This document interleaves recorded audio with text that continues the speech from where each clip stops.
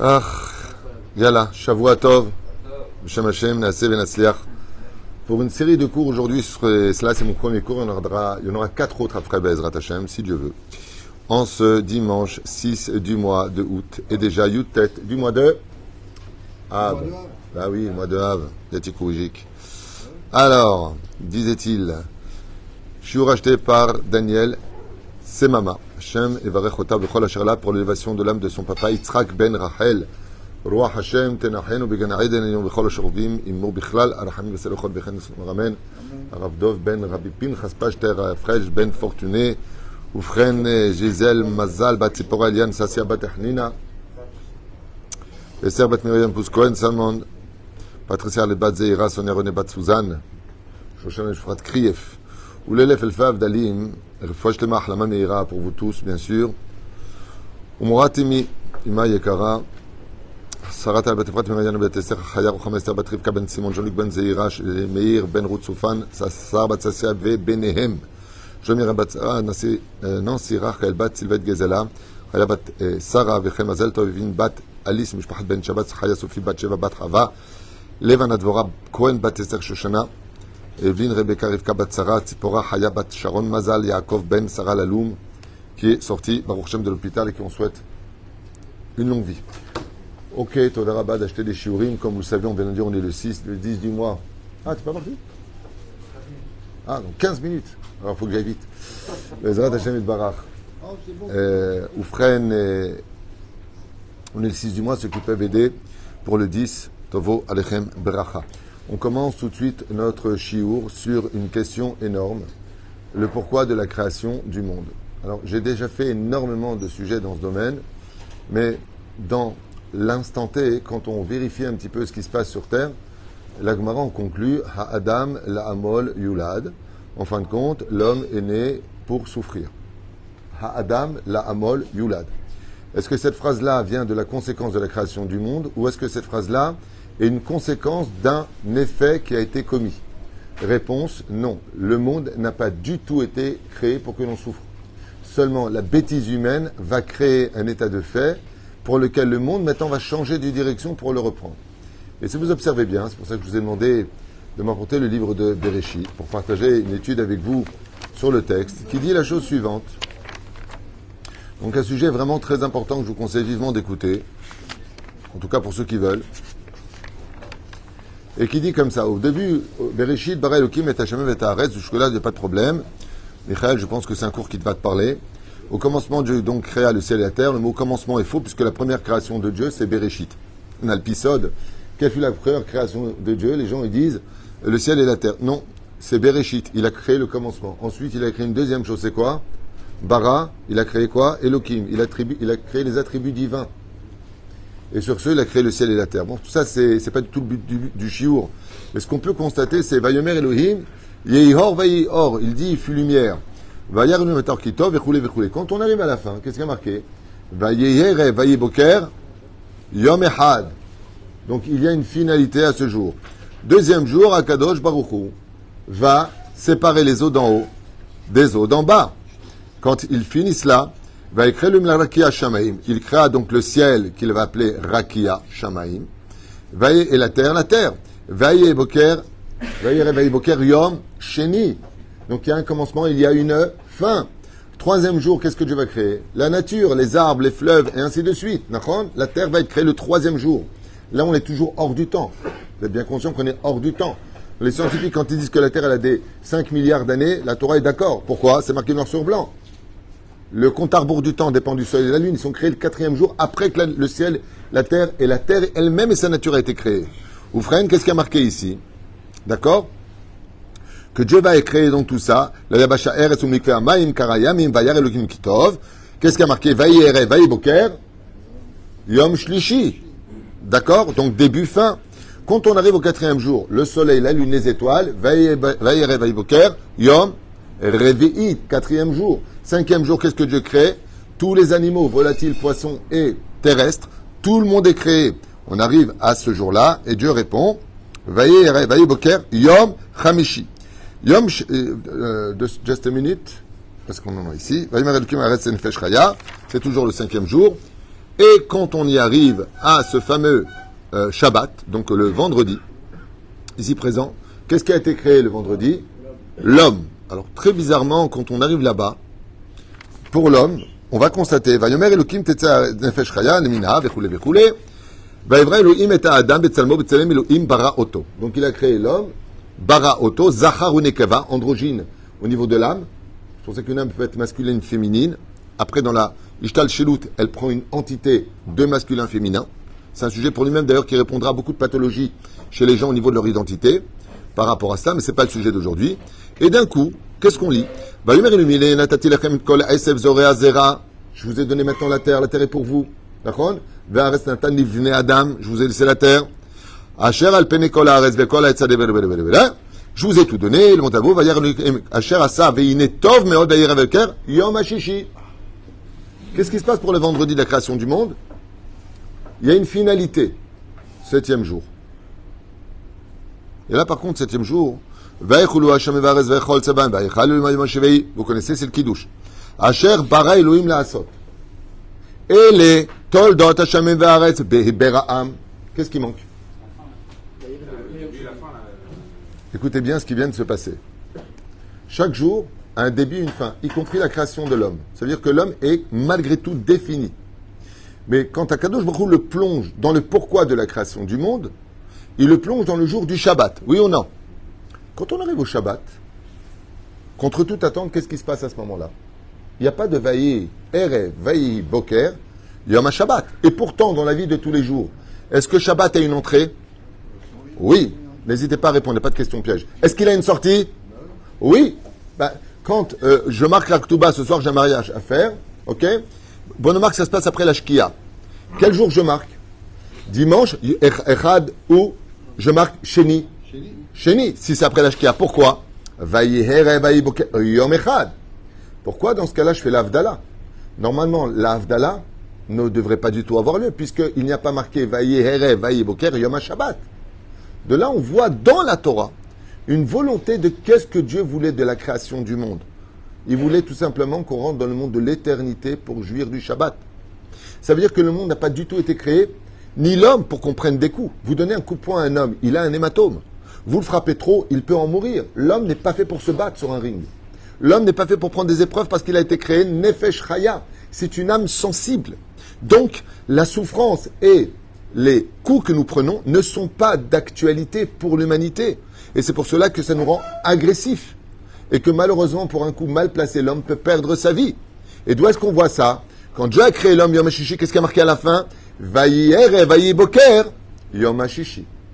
C'est-à-dire que l'homme se retrouve dans une situation où il peut en finir avec lui-même. Et c'est la faute originelle qui mettra ce coup de poing fatal à l'humanité pour laquelle nous allons plonger. Mais falsifier quelque chose. Et cette falsification, c'est quoi? C'est que nous allons mettre une fin à notre bonheur. Où est-ce qu'est le bonheur? Il était dans Shabbat. Regardez ce que dit Rabbi Shimon Bar Yochai, Masechet Shabbat, Bedaf Kuf Yutchet Amud Bet. Loulé Israël, de quoi dépendrait la Géoula réellement parlant? Le plus rapide du monde. De quoi? Plus que la Hardout, plus que l'étude de la Torah, plus que tout. Loulé Israël Shomrim Shte Shabbatot Miyad Nigalim. Et une Pessah. Il y a une mahlouket entre Rabbi Oshua et Rabbi Eliezer. Quand est-ce qu'il y a eu la Géoula? Quand dans Masrebet? Matai. Même Amrou. Tishri ou Nissan. Vient Rabbi Shimon Bar Yochai dit ni l'un ni l'autre. On fait 2 Shabbats, on est sauvé. Lama de Shabbat. Ma'inyan Shel de Shabbat. De mes études, j'en ai conclu que à Emet, il faut respecter le Shabbat sur terre pour rejoindre le Shabbat d'en haut. La reine, c'est tout Israël. Combien on peut être bête? On prenait une seule fois sur nous de garder 2 Shabbatot, on aurait la Géoula immédiatement. Parce qu'en réalité, des réalités, comme vous l'avez très très bien compris, étant donné que Akadosh Baruch Hu a créé le monde, les Hétivlo, que pour son bonheur, l'homme, c'était pas prévu qu'il souffre du tout. Les Shomra ou l'Ovda, c'est la seule chose qu'on lui a demandé, c'est de la passivité dans l'absolu. Si on ne touche rien, ne fait rien. Et qu'est-ce qu'on a fait nous? On a rentré le Etzadat dans le Shabbat. D'où tous les interdits de la Torah, de ne pas rentrer du Chol dans le Shabbat, l'avdil ben kodesh lechol, entre le saint et le profane. Fais la différence. Et la reine qui est au misère en résultant de cela, aujourd'hui, malheureusement, eh bien, nous souffrons. Donc, qu'est-ce qui peut mettre maintenant un terme à nos souffrances? Vous l'avez bien compris. Plus je suis Shomer Shabbat dans la joie, plus je fais Shabbat comme il faut, plus j'attends le Shabbat toute la semaine, plus je veux attendre que le Shabbat le plus tard possible, Shitat Rabbeinu Tam, pour sortir le Shabbat, et moins je souffrirai dans la semaine. Tout va dépendre de mon intensité de vouloir réparer cette situation où dans la Torah, il n'y a pas de fin à la sortie de Shabbat. Ça veut dire que la Havdalah, c'est le tikkun de la conséquence de toutes les fautes. C'est pour ça qu'il y a énormément de ségoulottes sur l'Havdalah. Dans l'Havdalah, vous avez les ségoulottes de la Parnassa, de la Refoua Shlema, de la sorcellerie, de la Inara. Vous savez ça? Une des meilleures façons d'arrêter une sorcellerie sur nous, c'est de faire l'Havdalah sur du vin. Une des meilleures façons de l'arrêter. C'est-à-dire, pour vous dire à quel point, c'est Adam Echaven Tov, Tov, Tov. Quand tu fais l'Havdalah, les Havdil Ben Kodesh, l'Echol, ou Ben Or, la Hosher, ou Ben Israël Amim, ou Ben Yom HaShevi, les Shechet Yemei HaMaaseh. Les Shechet Yemei HaMaaseh. Ça veut dire que, normalement, une semaine, c'est une continuité. On ne dit pas la semaine et le Shabbat. On ne dit pas la semaine et le week-end. On dit la semaine, une semaine, 7 jours, sauf nous. Nous, les Juifs, on dit non, il y a 6 jours et le Shabbat. L'Havdil Ben Kodesh, l'Echol, ou Ben Yom HaShiva'i, les Shechet Yemei HaMaaseh. Vous vous rendez compte que nous, on fait une différence, c'est-à-dire qu'il y a le corps et la tête. Et qui doit suivre qui? Est-ce que c'est la tête qui suit le corps ou le corps qui suit la tête? C'est le corps qui suit la tête. Donc nos 6 jours sont tous dépendants, à l'image de la menorah, où les flammes sont toutes pointées vers le centre de la flamme centrale de la menorah, d'accord, du candélabre, qui elle est droite. Le Shabbat, lui, marche droit. Parce que c'est le but de rejoindre. C'est pour ça qu'on chante d'ailleurs le Shabbat. Une très belle chanson. Men olam haba. Qu'est-ce que le Shabbat? Un semblant du monde futur. Ainsi donc, oui. À quoi ressemblait alors Shabbat pour Adam et Chava avant la faute? Parce que pour eux, il y avait... C'était le Or Haganouz. C'était, tu sais, ce fameux tunnel dont tellement de millions de morts racontent. Le Shabbat qui a été vécu est un Shabbat qui était tellement important que quand tu étais dedans, tu ne pouvais rien faire d'autre que dire Tov leodot l'Adonai ulzamer l'shimcha elyon la gid baboker hazecha ve'emunatecha balelot. Ainsi donc, Adam Arishon a compilé le premier télim de l'histoire. Ce qui n'était pas Ashret Medarech, Mamashlo. Le premier télim de l'histoire, c'est Mizmor Shir Yom HaShabbat. Il s'est mis à chanter en l'honneur du Shabbat. En réalité, qui s'est mis à chanter? C'est Adam Arishon, c'est les anges qui lui ont répondu non, Tov leodot l'Hashem. C'est-à-dire que Adam Arishon était tellement surpris de la Kedusha du Shabbat qu'il pensait que Shabbat c'était Dieu. Les anges ont dit non, non, Tov leodot l'Hashem. C'est lui qui a créé le Shabbat. Pour vous dire à quel point, c'est-à-dire les anges ont cru que Adam et Ève c'était Dieu. Les anges. Comme ça dit Zohar Kadosh. Hajvou Shehu Elokim. Il dit, je ne suis pas Dieu. Hachem Hua Elokim. Et quand il y a eu le Shabbat, Adam, il a cru que le Shabbat, c'était Dieu. Et les anges, non. Qui a dit Mizmor Shir Yom HaShabbat? C'est Adam Arishon qui voulait remercier Hachem. Et les anges ont répondu, Tov leodot l'Hashem, vous avez un Shemcha Lyon. Comme ça, le Midrash ramène, derrière Hagav. On est dans Maseret Ta'anit. Et là, on va voir quelque chose. Le Daf Kav Gimel, Amoud Aleph. L'Ezrat Hachem qui dit quelque chose de très important. Donc, on rentre directement dans ce que je veux partager avec vous. V'amar lefanav, ribono shel olam, maître du monde. Qu'est-ce qu'il y a? Souriant. Mais, Amecha Israël, ce peuple d'Israël, shotzeta mimitzraïm, que tu as sorti du pays d'Égypte, donc du monde de l'esclavage, donc du monde de la souffrance. C'était une souffrance moyenne ou extrême? Extrême. Je pense que rien ne pourrait se comparer au camp de concentration, sauf l'esclavage en Égypte, que la Torah appelle elle-même le Kour HaBarzel. Dans le Sod du Sod, l'ange qui a dirigé l'esclavage s'appelle Gehinam. Donc on est au Gehinam. Quand on parle de l'Égypte, on est au Gehinam. C'est-à-dire, il a donné le travail des femmes aux hommes, des hommes aux femmes, femmes éventrées, violées, massacrées, crevées de faim, la totale. Il a donné pendant 210 ans de la matzah à manger. Vraiment, ce qu'on appelle le morceau de le pain azim. Très dur. Et voilà ce que maintenant nous dit la Gemara. Donc dans un diyun, maintenant il y a une marloquette entre les Amoraïm. Revenez sur cette Gemara. Il dit comme ça, maître du monde, tu sais très bien que ce peuple que tu as sorti du pays d'Égypte, Enan yecholim lo berov tova velo berov pour anout. Waouh. Chidouche. Qu'est-ce que vient nous apprendre la Gemara? Que Israël, depuis qu'il a eu son tikkun, maintenant il va falloir l'aider. Alors il y a une grande question qui intervient ici. Pourquoi tout ça? Nous avons lu la paracha de Ekev, mise en garde, n'oublie pas, je te mets en garde, n'oublie pas, ne t'assimile pas, fais attention à ton âme. Fais pas de mariage mixte, arrête tes ch'touillottes avec tes boîtes de nuit, arrête, t'as une âme juive. Pourquoi c'est si grave? Pourquoi on parle de ça ici? Vous allez entendre quelque chose d'incroyable. c'est que Dieu il a fait un éder.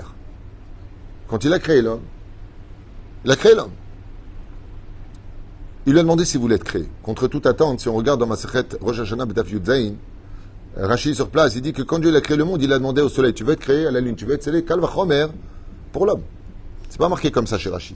Et là-bas, il dit que Dieu l'a demandé Réchou. Tout ce qu'il a créé, il lui dit, est-ce que tu veux être créé? Une fois qu'il a créé, il lui dit, est-ce que tu veux rentrer dans le jeu dans lequel moi je veux créer le monde? Ils ont accepté. Donc il y a une avamina. On peut comprendre facilement que l'homme aussi, Bémet, il a été demandé, est-ce que tu veux ou tu veux pas? D'accord? Et d'où est-ce qu'on le voit? Eh ben, si celui qui était juif venait que du choix d'avoir été juif, on ne prendrait pas les convertis.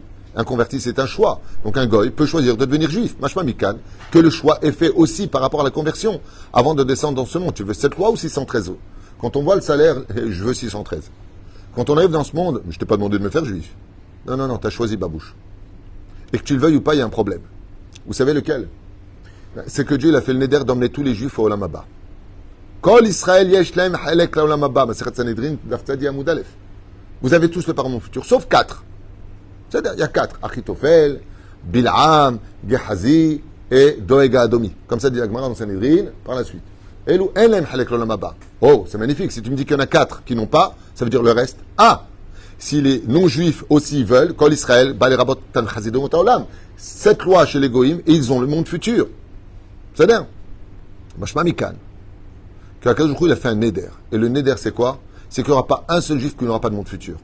Le problème, c'est que si on ne mérite pas, ben, il sera obligé de recommencer réincarnation, et réincarnation, et réincarnation, jusqu'à ce que on ait ce monde futur. Ou réparation. Kafekela, Geinam, ce que tu veux. En tout cas, Dieu a fait ce néder. Et comme on n'y arrive pas, on est obligé de passer par des épreuves pour être nettoyé avant de rendre l'âme et de rentrer dans le monde futur. Donc les souffrances, quelque part, sont la clé de notre monde futur. Puisqu'on n'arrête pas de délirer. Ne serait-ce que le Shabbat, comme le dit le Rambam, comme le dit la Gemara elle-même. Loulé Israël Shomrim, Shabbat Kilchata. Si les enfants d'Israël ils faisaient simplement Shabbat, comme la Torah le demande, avec de la joie.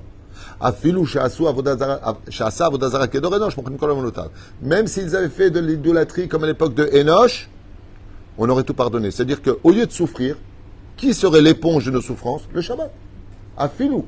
Asa Avodazara Kedor Enoch. Toutes les façons sont effacées. Et nous, qu'est-ce qu'on fait? Le Tzerara, quand est-ce qu'il t'a donné l'envie de faire le plus d'oseille? Shabbat. Quand est-ce que tu as envie le plus de voyager? Le Shabbat. D'accord? C'est le samedi. Moi, ça ne me dit pas, mais vous, ça vous dit. Ça a l'air. Zachariah ne mérite pas. On vient en arrière. On en a marre de ces souffrances. Et la Gemara nous dit comme ça, Ribono Shel maître du monde. Amecha Israël, Shotzeta Mimitzraim. Ce peuple-là que tu as sorti du pays d'Égypte, Enam Yecholim, Lo Berov Tova, Velo Berov pour Anout. Le peuple d'Israël ne peut supporter ni trop de bien, comme c'est marqué dans le paracha de Haazinu. Vaishman Yeshurun Vaivrat. Si tu donnes tout à un juif, tu le perds. Comme ça dit la Gemara, un juif ne peut pas supporter, tu lui donnes santé, beau gosse, femme magnifique, super enfant, villa, piscine, tout ce que tu sais de l'or, tu perds le juif. Chez Neymar, Vaishman Yeshurun Vaivrat. Comme ça, je peux vous dire qu'on l'a vu et revu dans l'histoire. Plein d'histoires. Dès qu'un juif, il a tout ce qu'il veut, il oublie automatiquement son créateur. Sinon, il l'achète. Tiens, prends un don, va l'acheter. C'est pas ça. Just a minute. Ah, c'est marqué dans la paracha qu'on vient de lire. Va être anan. Ma'avir la rachayim al panav le avido. On en a déjà parlé. Quand quelqu'un veut vraiment être rachat, Dieu lui, il n'y a pas de problème. Comme tu veux pas gagner ton monde futur dans ce corps, tu prends ton salaire pour les quelques mitzvot que tu as fait et tu dégages de ma vue. Ok, mais il sort pas de son système de. Il a tout. Ah, il sera réincarné Hashem Ishmor Verachem. Et il prendra des coups pour payer N. Un homme ne peut pas s'en sortir sans payer ses dettes. N d'Abarkazé. C'est marqué dans la 24e Mishnah du 4e chapitre de Masechet Avot, au nom de Rabbi Elazar HaKapar. N Masopanim. Dieu, on ne l'achète pas. Moshe Rabbeinu, il a fait 99% de réussite. 99% de réussite. C'est énorme. Ouais. Une faute. Il a tapé le rocher, tu rentres pas en Israël. Il dit, mais j'ai fait Torah Mizot, je suis parti chercher la Torah Arsinaï. Qu'est-ce qu'il a répondu? On m'achète pas, moi. Même si ça fait 99,99. C'est-à-dire, je vous donne un exemple. Allez acheter un costume magnifique, blanc. Zganefan, tunisien. C'est-à-dire, magnifique. Il y a une toute petite tache sur la manche. Pas une grosse, une petite. Vous le prenez? Et t'as le vendeur qui dit, ça va, regarde, il est tout blanc partout, il y a un petit truc. Eh bien, c'est pareil chez Dieu. Tout comme vous ne l'achèterez pas. On n'achète pas Dieu parce qu'il y a une petite tache et que le reste est blanc. C'est-à-dire que quand on parle d'un salaire éternel, Zemayesh. Malheureusement, dans l'histoire, Dans la Gemara, toujours de Ta'anit de Dafkav Gimel, à Moudbet. On va prendre une petite histoire, il y en a beaucoup ici. On va en prendre une seule. Et voilà ce qui a marqué, de façon Me'od Me'od Hamouda. Il y a un homme qui était marié avec une femme, elle s'appelait Halikam Shuma. Qu'est-ce qu'elle était moche. Mais vraiment, faisait de la peine. Tu la vois, t'avais plus faim. Elle est moche, moche, moche. Et il vient voir un des plus grands tzaddik, à l'époque des Tanaïm, qui s'appelle Rabbi Yitzhak Bar Ben Eliashiv. C'est son nom. Il y avait le Rabbi Eliashiv d'aujourd'hui, il y a Rabbi Yitzhak Bar Ben Eliashiv. Et lui, Rabbi Yitzhak Ben Eliashiv, il était tellement Kodesh Kodashim qu'il était obligé d'être en Ta'anit. Pourquoi? Tout ce qui sortait de sa bouche se réalisait. Il te dit, tu vis, tu crèves, t'es riche, t'es pauvre, t'es handicapé. Il te dit, tu guéris. Elle, ce qu'il sortait de sa bouche se réalisait automatiquement. Donc, qu'est-ce qu'ils font? Il vient le voir. Et qu'est-ce qu'il lui dit? Il dit comme ça, tiens. Amarle, atterré débé, chameka, mais tsaroli. Il dit, voilà, j'ai un problème. Ma femme, elle est tellement moche que j'en souffre. Elle est toujours à la maison. Elle est triste. Pas beaucoup d'amis. Et patati, et patata. C'est vrai que le matin, c'est agréable de se lever à côté d'une femme plaisante. D'accord? Comme dit Rav Ovadia Yosef, prends une femme qui te correspond pour pas aller voir ailleurs. Parce que malheureusement, on a quand même une âme un peu animale. D'où la mitzvah pour la femme, de se faire jolie. C'est pour ça que même après les 7 jours de deuil, elle a le droit d'aller chez le coiffeur. Il dit pourquoi? Les ongles, non. Mais la tête, oui. Pourquoi? Pour plaire à son mari. Shema tiye meguna be'ene ba'ala. Par contre, un homme, lui, c'est 30 jours. Mais la femme, elle est en deuil. Il dit non. On a peur que ça ne plaît pas. Donc lui, il vient voir Rabbi Yitzhak Ben Eliashiv et il lui dit Brabbi, fais-moi un truc, regarde sa tronche. Vous connaissez tous la blague. C'est le Rav comme ça, il vient pour ramasser de l'argent pour le binyan. Bezrat Hashem, vous connaissez tous, non? Il vient ramasser de l'argent pour le binyan. Il y a beaucoup de monde. C'est l'occasion pour moi d'en profiter. Donnez un don à la valeur et à la hauteur de la beauté de vos épouses. Il y en a 1 million d'euros, l'autre 2 millions d'euros, l'autre 500 000 euros. Et chacun donne des dons. Il y en a un, il vient, il pose un billet de 5 euros. Le Rav lui dit, dis-moi, il ne faut pas exagérer, c'est honteux ce que tu fais, ça n'existe pas ça. Il lui dit, bah tiens, elle arrive. Oh, bouge pas, je te rends la monnaie. Mais qui te sauve la ignan, mamash halikam shuma kif metemesh. La Gemara nous dit comme ça. Amarle a tiré des billes, donc il lui dit comme ça. Amarle un ouvre, juste arrive à la fin, et il trouve tout.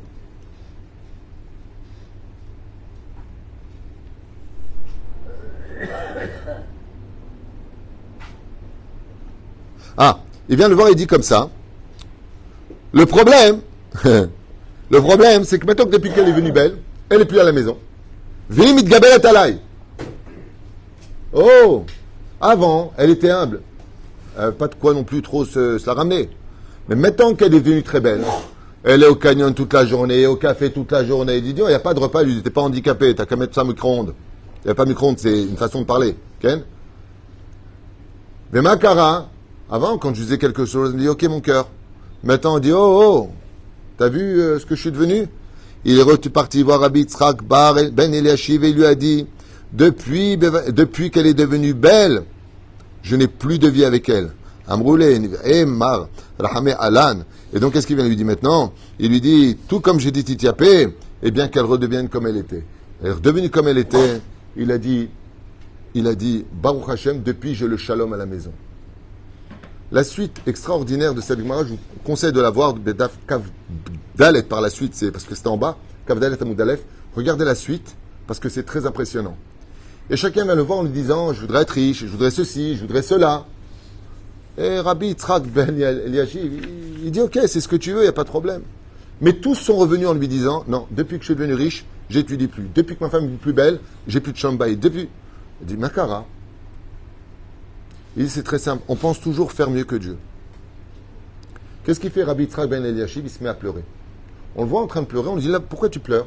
Il dit, j'ai honte de moi. Il dit, pourquoi tu as honte de toi? Il dit, parce que j'ai dérangé Hachem en lui disant, change ce que toi tu as fait. Comme si que nous, on aurait besoin de dire au Créateur du monde ce qu'il y a de mieux pour nous. Lui, il sait ce qu'il y a de mieux pour nous. Alors, quoi, on ne demande plus rien dans ce cas-là? Ça ne sert à rien de prier. Rav Dessler, dans Mertav Eliyahu, il le dit ouvertement. La prière pourrait être comprise comme un Chilul Hashem, parce que ça voudrait dire qu'on dit à Kadosh Baruch Hu quoi faire, quoi dire, quoi penser.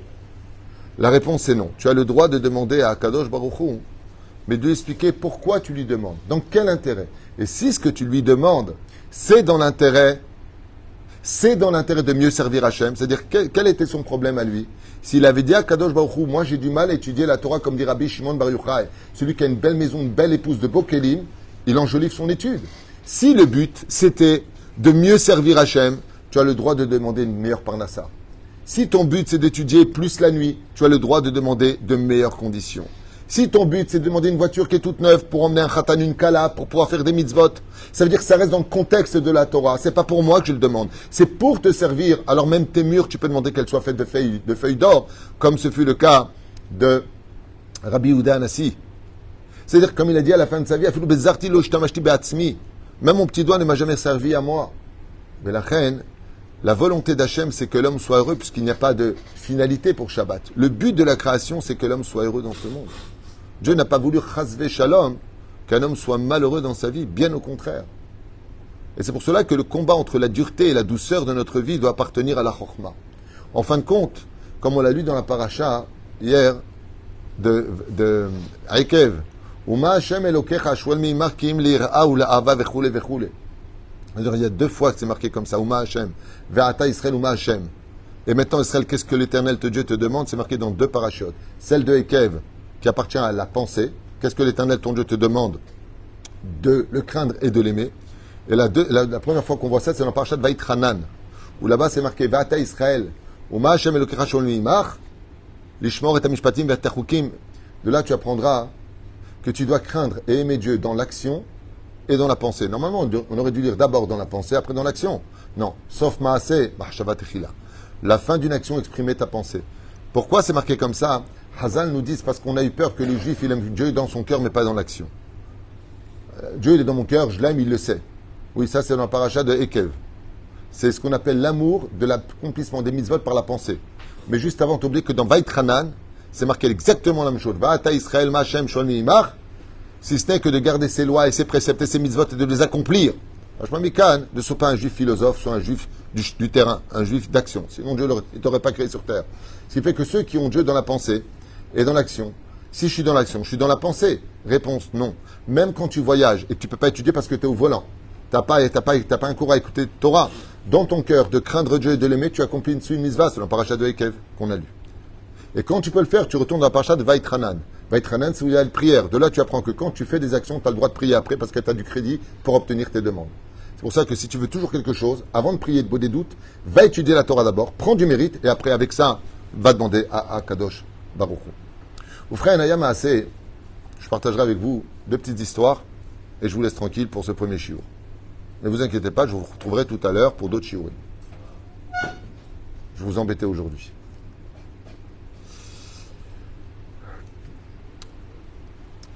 Il y a un bahour qui a grandi chez les Belges. Belges, c'est une des tendances, vous savez, avec Stremel, ça. Des gens extraordinaires. Bémet, ils ont une très belle chassidoute, descendant, bien entendu, du Baal Shem Tov. Le Baal Shem Tov, il y a beaucoup d'élèves et chacun a créé sa chassidoute par la suite. Les Vijnis, les Belges, et ainsi de suite. Okay. Et ce bahour-là, c'était un génie à la yeshiva. Très fort, très investi, à Kol Tov et Yafé. Seulement, vous savez que le pire ennemi de l'éducation, il y en a un. Il y a un ennemi, c'est le pire ennemi. Tout ce que tu as créé peut tomber à l'eau. Une seule mauvaise fréquentation et tout est mort. Il suffit de rencontrer le renard qu'a rencontré Pinocchio pour que tu finisses en prison. C'est pas compliqué. Et malheureusement, il y a un âge qui est très dangereux dans l'éducation, je vous le donne dès maintenant, 14-17 ans, très dangereux. C'est ce qu'on appelle l'âge des hormones, puberté. C'est ce qu'on appelle l'âge bête et surtout en psychologie, l'âge de la révolte. Ça veut dire qu'à ce moment-là, le son de la voix il commence un peu à muer, je fais ce que je veux, il va casser et briser, c'est une nécessité psychologique. Tous les principes qu'on lui a donnés, comme si que la barque va quitter le gros bateau qu'il a emmené pour lui dire maintenant j'ai mon moteur, arrêtez de me guider ma vie. J'ai grandi. Mais ça c'est toujours pareil, ça les arrange. Les enfants, quand ils veulent quelque chose, j'ai grandi. Et quand il y a une bêtise, je suis petit. Donc, ça c'est un jeu, c'est sympathique. Yatik ou Wijik. Lui, qu'est-ce qu'il fait? Il commence à fréquenter cette maison. Une mauvaise personne, et cette personne l'emboîte. En boîte de nuit, et puis après, les filles, et les films, et la totale, et les cigarettes, des cigarettes au joint, des joints à l'alcool. Hachem, Ishmor, Virachem, il dirder les gambre, il darder les gambre. Il est arrivé au plus bas des plus bas, avec des tatouages, et les boucles d'oreilles, les piercings, la totale. La totale. Les parents, dont le père était Rab, c'est Payos. C'est la mort dans l'âme. Il a son fils. Et la maman, c'est la mort dans l'âme. Pour eux, c'est terrible. Mais c'est leur enfant. Ils sont chassides. Donc quand tu es chassid, tu n'es pas là pour juger, tu es là pour aider. Donc ils acceptaient leur fils tel quel, mais ils en souffraient énormément jusqu'au jour où la cerise sur le gâteau, à 21 ans, l'enfant annonce qu'il va se marier. Mais comment il annonce? Il vient avec une carte d'invitation, et il leur dit voilà, je vous donne la carte d'invitation, je me marie. Je pas rentrer surpris. Ah bon? Ben Mazel Tov. Tu nous donnes la carte d'invitation, on ne peut pas voir les parents, on ne peut pas voir qui c'est. Ah non, surtout pas. Ils rigolent comme ça. C'est une Goya. C'est pas une juive. Ça veut dire Goya, signification, une fille des autres nations. La mère s'évanouit, le père il pleure, il regarde, c'est un cauchemar. Et lui il se tient droit, pas de problème, il dit, mais par contre je veux que vous m'emmeniez sous la choupa, quoi, sous le dé nuptial. Je veux que vous le fassiez. Vous êtes mes parents, vous aimez la Torah et les mitzvot, vous devez aimer toutes les créatures. Il se sert de la Torah à contre-courant pour déstabiliser les parents. Le père lui dit, c'est hors de question. La mère lui dit, tu nous as enterrés vivants. Atkan, Maspik. Atkan. C'est-à-dire, même ta descendance ne sera pas juive. Jusque-là, tu vas. Et en plus, tu as la chutzpah de nous dire, accompagne-nous. Et là, qu'est-ce qu'il leur sort? Troisième Mishnah, Perek Avot, Mishnah Aleph, c'est un Talmid Chacham. Il dit, allô? T'as demandé à ton Rav si tu peux ou pas m'accompagner? Le père rigole, il dit, tu veux aller voir le Hadmour de Belz? Il dit, viens, on va le voir et tu verras. Sûr de lui. Ils vont voir le Hadmour de Belz. Et là, dès qu'il rentre, le Hadmour de Belz, il se lève. Et il le serre dans ses bras. Comment vas-tu? Sans qu'il passe rien. Il n'y a rien à faire de personne. Il fait sur la tête de tout le monde comme il le dit. Je fais ce que je veux. Et j'assume. À ce moment-là, le Hadmour de Belz, comment tu vas? Eh ben dis donc, je vois que tu as évolué. Il voit que piercing, je vois que tu as évolué. Ouais. Il n'a pas dit dans quel sens. Il lui dit, alors raconte-moi un peu tout ça. Il dit, ouais, j'ai étudié la Torah. Il ne faut pas exagérer. J'ai étudié toute ma vie la Torah. J'ai assez de mitzvot dans le ciel pour que Dieu me donne, il me donne temps, il me donne tout ce que je veux. Il dit, bien sûr, bien sûr. Quelle route tu as extraordinaire, extraordinaire. Je ne sais pas combien de Dieu il t'aime. Ah, regarde son père et sa mère. Ah, ça c'est les vrais juifs. Ah là, ça. Teubé. Et donc, il dit voilà, on est venu pour une question importante, je me marie. Le rabbi lui dit, Mazel Tov, Yofi, tu vas créer ta propre famille, il dit, ok, avec une Goya. Metsuyan, avec une non-juive. Très bien, top, c'est ton choix? Il lui a dit oui, c'est mon choix. Tu es sûr? Il lui a dit oui. Et lui, alors si c'est ton choix, le plus beau cadeau que Dieu ait donné à un homme, c'est le libre arbitre. Personne n'a le droit de te le voler. Il éclate de rire. Magnifique, elle est belle. Il dit, moi j'ai un problème. C'est que mes parents ne veulent pas m'accompagner jusqu'au dénuptial. Parce que c'est un curé qui me marie. Regarde les parents, il dit, pourquoi vous ne voulez pas l'emmener? Voix d'arabe, c'est pas qu'une Goya et c'est un curé qui me marie. C'est votre fils. On ne laisse pas son fils. Mais j'ai une condition. Une seule. Quand tu vas te marier, le jour de ton mariage uniquement, je veux que tu portes un tzitzit katan. Il sort comme ça de son armoire un tzitzit katan en laine. Il lui dit, tu le mets sur toi. Il dit, non mais moi, je suis plus vraiment juif, vous savez. Il dit, une âme juive, c'est une âme juive. Personne ne le verra. Tu le mets dans le pantalon, c'est ma seule condition et tes parents ils t'accompagnent. Je leur ordonne de t'accompagner là-bas. C'était pas dans une église, c'était à l'extérieur. Il dit, alors là, il n'y a aucun problème, je le mets dès maintenant. Il met le tzitzit katan, vraie histoire. Hein.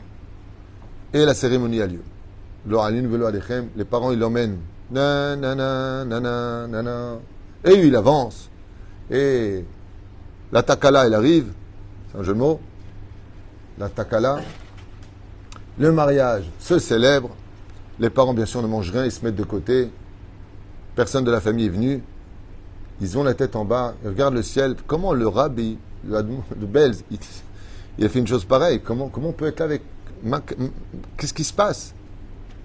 Et lui, bien sûr, bouteille de vin, et ils boivent. Le vin, il y a une nesser, la totale. Seulement, le problème, c'est qu'à force de boire, il commence à enlever sa veste, son nœud de papillon, sa chemise.